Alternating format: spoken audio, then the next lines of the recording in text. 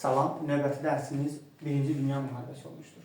Birinci Dünya Müharibəsi əhatə etdiyi tarix 1914-cü ildən 1918-ci ilə qədər.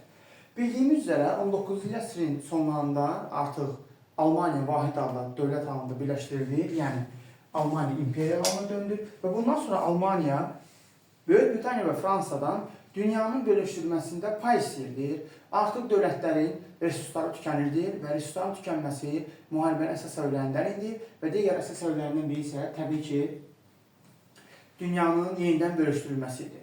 Müharibə iki hərbi blok arasında getmişdir. Dördləri ittifaqı, burada var idi Almaniya, Avstriya, Macaristan, Osmanlı, Bolqarıstan, Antante ittifaqı. Burada isə var idi Böyük Britaniya, Fransa, Rusiya, Yaponiya, İtaliya, Rumıniya və Amerika Birləşmiş Ştatları. Qeyd etdiyim üzrə, müharibənin əsas başlamaq səbəblərindən biri dünyanı yenidən bölüşdürmək idi. Bəhanə isə nə olur? Avstriya Macaristan taxtının vəliəhdi 1914-cü ildə Serbiyada, Sarayevada Serb milliyyətçisi tərəfindən öldürülür. Və bu da təbii ki, bəhanə olur. Burada müharibəni illərə bölmüşük. 1914, 15, 16, 17 və 1918-ci il hadisələri. Yəni, Birinci müharibəsinin dövrünə hər ilin öz hadisəsi var. Bunu xronoloji acılıq şəkildə bilməyimiz şərtdir. Müharibə ilk öncə Avstriya Macaristanın Serbiya müharibə yönetməsi ilə başlayır. 1914-cü il hadisələrinə gəlirik. İlk öncə Avstriya Macaristan Serbiyaya müharibə elan edir. Beləcə Avstriya Macaristan müharibə daxil olur, Serbiya.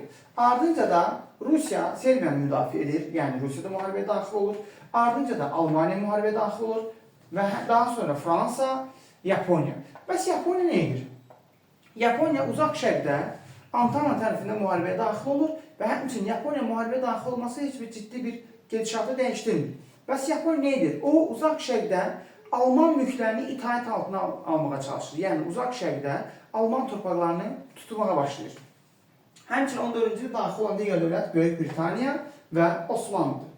Dedik ki, Avstriya Macaristan Serbiya müharibə elan edir, Rusiya Serbiyanı müdafiə edir, yəni bu şəkildə başlayırlar bunlar. Almaniya Rusiya müharibə elan edir, həmçinin Fransaya. Yaponiya isə Almaniya və onun müttəfiqlərinə. Böyük Britaniya müharibəyə daxil olur. Çünki Almaniya Fransanı tutmaq üçün ilk öncə Belçikanı tutmalı idi. Belçikanı tutduğuna görə Böyük Britaniya da Almaniya müharibə elan edir. Bəs niyə görə Osmanlı müharibəyə daxil olur? Osmanlı müharibənin ilk aylarında müharibəyə daxil olmamışdır. Lakin iki Alman gəmisi Osmanlıya sığınır, daha sonra gedib Rus limanlarını vurur. Beləcə Rusiya da Osmanlıya müharibə elan edir. Yəni 14-də daxil olan dövlətlər bunlardır. Müharibədə cəbhələr, Qərb cəbhəsi, burada İngilis, Fransız, Almanlarına döyüşür. Burada Şərq cəbhəsi, Ruslar, Alman, Avstriya, Macarlarına döyüşür. Balkan cəbhəsi, burada var Bolqarıstan və Osmanlı. Bir də Qafqaz cəbhəsində isə Rus və Osmanlılar döyüşür. Müharibədə Almaniyanın hücum planı var idi. Bu plan adı Şlifenin, yəni Alman zabiti olan Şlifenin tərtib etdiyi ildırım sürətli müharibə planı. Bu müharibənin planına görə Almaniya eyni anda birinci olaraq Fransanı təslim etməlidir. Daha sonra isə təslim etməlidir ardınca Rusiyanı. 1914-cü ildə müharibə başlayan kimi Almaniya Belçikaya qoşun yeridir. Çünki Almaniyanın Fransanı tutması üçün ilk öncə Belçikanı tutmalı idi.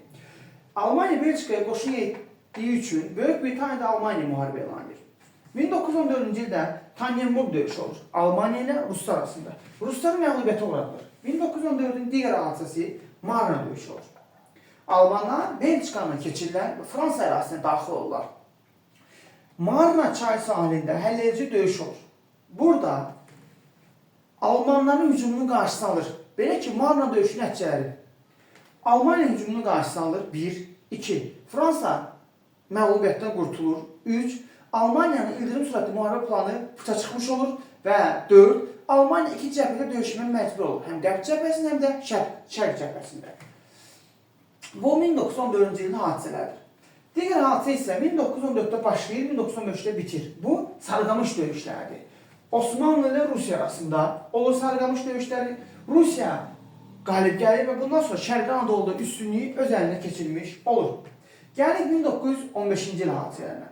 Artıq 1915-də Almaniya bütün gücü ilə fokuslanır Rusiyaya. Yəni 14-də Almaniya Fransanı tutmaq istəyirdi. Bu alınmadı. Marnadakı durdurulma puç etdi bunu.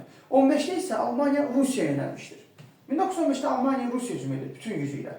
Lakin burada Gorlitsa döyüşü olur. Ruslar məğlub edilir.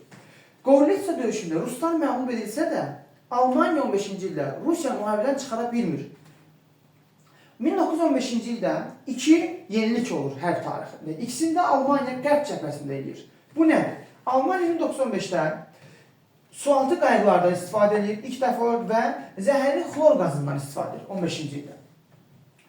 Biz kimin adını eşitmirik? İtalya. Bildiyimiz üzere İtalya 1882-ci ildə Almanya və Avstriya Macaristanın ittifaqı olmuşdur. Yəni müttəfiq olmuşdur 1882-ci ildə. Lakin müharibənin ədəldə İtalya qıraqda durmuşdur. O bir növ ona kim yaxşı təklif edəcək deyən susurdu. Yəni öz vaxtını gözləyirdi. Beləcə yaxşı təklif edən ona olur Böyük Britaniya, Fransa, İngiltərə. 1915-ci ildə London müqaviləsi olur Böyük Britaniyada. İtalya və Antant arasında. Antant İtalya müəyyən torpaqlar vəd edir. Beləcə 15-ci ildə İtalya tərəf dəyişir. Bir növ dostlarına xəyanət edir. Yəni Üçlər İttifaqına. O keçir kimin tərəfinə? Antantan tərəfinə. İtalya yerini doldurmaq üçün isə 1915-də Bolqarıstan cəlb olunur Üçlər İttifaqına. Beləcə Üçlər İttifaqı olur nə? Dördlər İttifaqı. Yəni burada var Almanya, Avstriya Macaristan, Bolqarıstan və Osmanlı.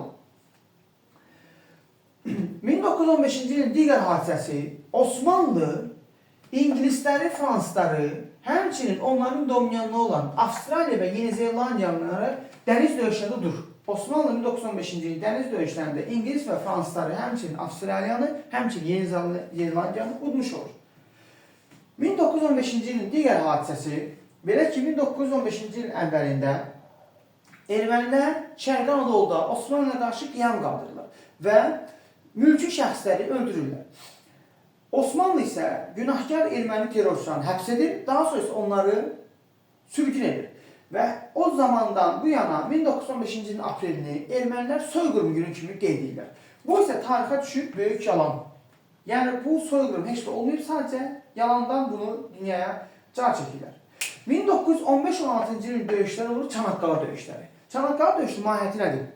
Fransız və İngilislər müttəfiqə Rusiyaya yardım etmək üçün bunlar hökmən Çanaqqala boğazını tutaraq, yəni Bosfor dağlarından keçərək Qara dənizə keçib Rusiyaya yardım etməlidirlər. Və 1915-16-cı ildə Çanaqqala döyüşləri olur. Osmanlı ilə Antant arasında. Çanaqqala döyüşlərində Osmanlı Antantanı məğlub edir. Yəni Osmanlı Antantanı həm 1900 dediyimiz kimi 15'də də məğlub edir. Həm də 1915-16 Çanaqqala döyüşlərində də məğlub etmiş olur. Gəlir 1916-cı il hadisələrə. Burada olan döyüşlər Verdun döyüşü, Somma döyüşü, Jutlandiya döyüşü və Kütül-Amara döyüşü. Gəlir niyə? 4 döyüş olub. Bu 4-dən 3-ü 16-cı ildə heç olub. Qalib müəyyənləşmir. Gəlir nə?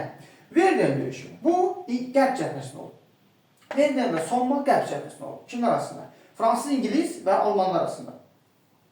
Verdun döyüşündə Almaniya hücum edən tərəf olur. Lakin Fransızlar çoxlu itki hesabına durdururlar Almanların qarşısına. Heç olur. Somma döyüşündə İngilislər tarixi ilk dəfə olaraq tanklardan istifadə edir. Bu da heç olur. Artıq 1916-cı ildə Almaniya qərb cəbhəsində üstünlüyünü itirməyə başlayır. Yavaş-yavaş geriyə çəkilir. Jutlandiya bu dəniz döyüşüdür. Almanlarla İngilislər arasında olur. Heç olur. Dəniz döyüşü Jutlandiya. 1916-cı ildə Kütül-Amara döyüşü olur. Bağdad yaxınlığında, İraqda. İngilislərlə Osmanlı arasında. Kütül-Amara döyüşündə İngilislərin məqsədi Bağdadı tutmaq idi. Lakin məğlub oldular. Osmanlı Kütül-Amarada İngilisləri məğlub etmiş oldu. Artıq 1916-cı ildən etibarən müəyyən dövlətlərdə artıq etirazlar dalğası başlayır ki, ən çox da bu özünü Rusiyada biruzə verməyə başlayır. 1916-cı ildə müharibəyə yeni bir dövlət daxil oldu. Bu Rumıniyadır. Rumıniya 1916-cı ildə Antantan tərəfində müharibəyə daxil olmuş olur. Ki, elə həmin ilin sonunda da 1916-cı il sonunda Rumıniya ağır şəkildə məğlubiyyətə düçar olur. Keçirik 1917-ci il hadisələrinə. Dedik ki, müharibənin ən böyük fəsadları Rusiyada özünü biruzə verirdi. Və 1917-ci fevralda Rusiyada böyük bir inqilab oldu. Romanovlar devrildi. Rusiyada iki hakimiyyətli yarandı ki, bir tərəfdə müvəqqəti hökumət, digər tərəfdə isə bolşeviklərin ev hökuməti. Ümumiyyətlə, müharibədə ən çox siyasi gedişləyən dövlət Böyük Britaniya, İngilislər. Onlar nə edirlər? İngilislər ərəblərə müstəqillik vəd edərək ərəbləri Osmanlıya qarşı qiyama qaldırırdılar. Bununla yanaşı İngilislər ABŞ-ın müharibəyə daxil olması üçün Yahudilərin bir növ diqqətini cəlb etmək istəyirlər ki, Yahudilərin əli ilə Amerika Birləşmiş Ştatları müharibəyə daxil olmuş olsun. Lakin ABŞ-ın müharibəyə daxil olması üçün bir bəhanə lazım idi. ABŞ bunu istəyirdi. Bu bəhanə necə oldu? Alman sualtı qayaları İngilis limanı vuran zaman o limandakı bəzi Amerika Birləşmiş Ştatlarının gəmiləri də zərər görür. Yəni ziyana uğrur. Və bu da Amerika Birləşmiş Ştatları üçün bəhanə olur. 1907-də Amerika Birləşmiş Ştatları Antalya tərəfində müharibəyə daxil olur. Almanya ABŞ-ın Avropaya gəlməsinə qədər müharibəni bitirmək istəyirdi. 1918-ci ildə artıq müharibədən yavaş dövlətlər çıxır. Müharibədən ilk çıxan dövlət Rusiya olur. 1918-ci il martında Rusiya ilə Almaniya bunun müttəfiqi arasında müqavilə imzalanır. Bu müqavilənin adı Brest-Litovsk müqaviləsidir. 1918-ci il martında Rusiya müharibədən çıxmış olur rəsmən. Ardınca 1918-ci il mayında Rumuniyada müharibədən çıxır. Bu da Antantanın tərəfində idi, Rusiya tərəfində idi. Rumuniyada müharibədən məğlub olaraq çıxır. Artıq 1918-ci yayında, yəni Rusiyanın və Rumuniyanın müharibədən çıxması Almaniyanın işini rahatlaşdırır. Almaniya 18-də yenidən fokuslanır hara? Fransaya. 1918-ci yayında Almaniya artıq Fransanın paytaxtına yaxınlaşırdı ki, Amerika Birləşmiş Ştatları gəldi, Fransanı bu məğlubiyyətdən xilas etdi. Ardınca 1918-in sentyabrında, payızında Bolqarıstan da müharibədən məğlub olur, çıxmış olur. Beləcə demək olar ki, Balkan yanındası müharibə bitmiş olur. Ardınca 1918-in sentyabr-oktyabr ayında Osmanlı yaxın şərq, Suriya, Fələstin cəbhəsində məğlub olandan sonra o da müharibədən çıxmış olur. Ardınca 1918-in noyabrında Avstriya, Macaristan da məğlubiyyətə uğradıqdan sonra çıxır. Ardınca 1918-in noyabrın ortalarında Almaniyada çevriliş olur. Monarxiya devrilir, Almaniya Respublika elan olunur və 1918 noyabrında Almaniya müharibədən çıxması ilə müharibə rəsmən bitmiş olur və bununla da Antanta qalib gəlir. Dördlər İttifaqı rəsmən məğlub olmuş olur ki və dünyada yeni bir düzen formalaşdırmaq üçün qaliblər yeni bir Versal-Vaşinqton sistemini formalaşdıracaqlar. Bu isə təbii ki, növbəti dərsində olacaq. Bu dərsimiz bundan ibarətdir.